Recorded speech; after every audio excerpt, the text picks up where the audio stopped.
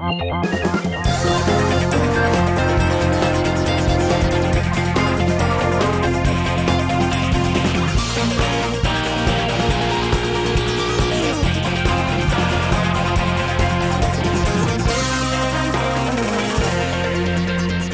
and welcome to Media Watch. I'm Monica Attard. Now to what became the story of last week and the sensationalist campaign commercial TV networks ran to drive it along. Sudanese gangs caught on camera as the government shuts the door on African immigrants. That was the opening shot in Channel 7's Melbourne News last Wednesday. The federal government had just decided not to accept more African refugees until July 2008. As arguments swirled around whether African and specifically Sudanese migrants were fitting in, 7 said it had documentary evidence of Sudanese crime gangs on the rampage. Good evening. If you can, put racism claims aside for a moment, because tonight we can show you the terror experienced by a Noble Park shopkeeper at the hands of an ethnic gang. They've been identified by police as predominantly Sudanese youths, caught on camera stealing and striking fear into those around them. These security camera pictures show what Noble Park shopkeepers say they're continually subjected to. Police forced to use capsicum spray after a gang of Sudanese youths decided to take over a bottle shop, fighting the staff and stealing alcohol before officers were called. Channel 9 had the bottle shop video too. New footage has emerged showing Sudanese gangs terrorising shopkeepers in Noble Park. Business owners are demanding more protection from local authorities, while the federal government has announced it's shutting the door to African refugees. And 10 led with the African gang story too. Tonight, African gangs blamed for violence in the suburbs. One of the girls threw a bottle of whiskey at my head. If I hadn't ducked, it would have hit me in the head and probably knocked me out. We don't believe there is a gang culture. It's a group of young people together.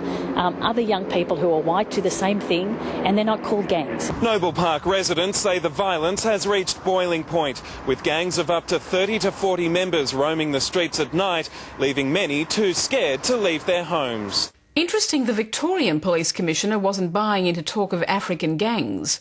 Each of those stories was put in the context of the government's refugee decision.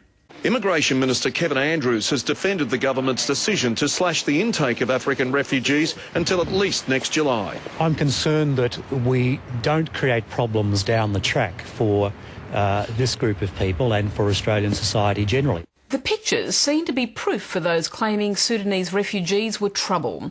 But let's look closely at just what the stories really showed. Here's the first incident on Channel 7.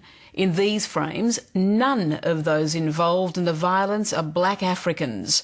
We asked some members of a Sudanese community group in the area what they thought the video showed. Actually, the guy fighting here are not Sudanese. That one is not Sudanese, that guy is not Sudanese, another guy is not Sudanese. I see only one Sudanese with a red T-shirt in this, and he's not doing anything. So no example of Sudanese violence there then. The Sudanese man in the red shirt did have form. He'd been charged with assault, but as 7 News told us, he became a victim himself.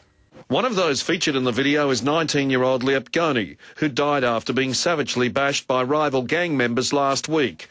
But no mention there that the 2 men charged with killing him are white. Let's look at the next incident, caught on the bottle shop tape about 6 minutes after the first brawl.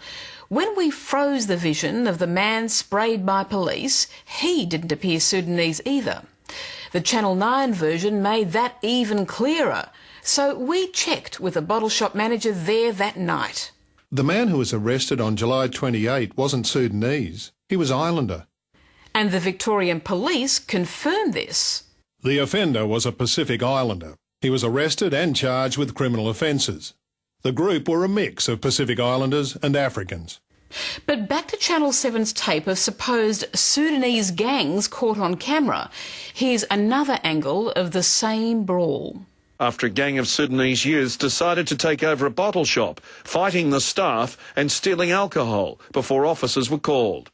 Wrong again. We already know those fighting aren't Sudanese. But Seven reporter Peter Morris suggested the apparent shoplifting was part of the same gang incident on the same night. It wasn't. That was a separate incident on a separate day. So at the end of Seven's story, all you're left with is a Sudanese man on his own allegedly knocking off one bottle of booze. Perhaps that's why, while his producers were positioning the story as proof of Sudanese violence, reporter Peter Morris was writing lines that sounded like he wasn't so certain. And it doesn't matter whether it's a gang thing or an ethnic thing. The point is people feel scared around here. Well, it does matter, Peter, when your news bulletin says quite clearly it's about Sudanese gang violence. And what about those other claims on Channel 9 and Channel 10? One of the girls threw a bottle of whiskey at my head. If I hadn't ducked, it would have hit me in the head and probably knocked me out. Is this, at last, the claimed Sudanese violence? Well, not according to the bottle shop manager who was the target of the attack. The girl throwing whiskey was a different incident. She wasn't Sudanese, but she was part of the same general group. And as for this claim from 10 News...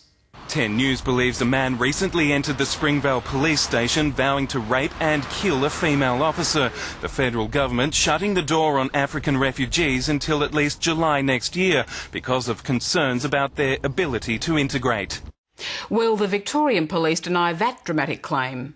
The allegation that a man recently entered the Springvale police station and threatened to rape and kill a female police officer is completely without substance.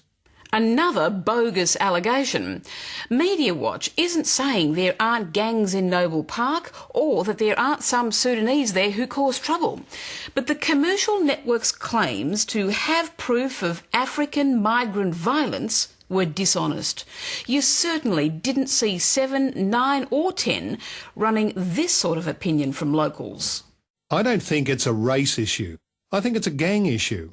It's a gang issue rather than a race issue. Most of the Sudanese are great. A bit more maturity and nuance there than in commercial TV newsland. It's a classic case of the commercial network's long-held obsession with so-called ethnic gangs, fitting perfectly with the political interests of those supporting the freeze on African migrants. When they added dishonesty to that mix, the commercial networks did a serious disservice to African migrants as a whole. That's it from me tonight. Thanks for watching, and I'll see you again next week.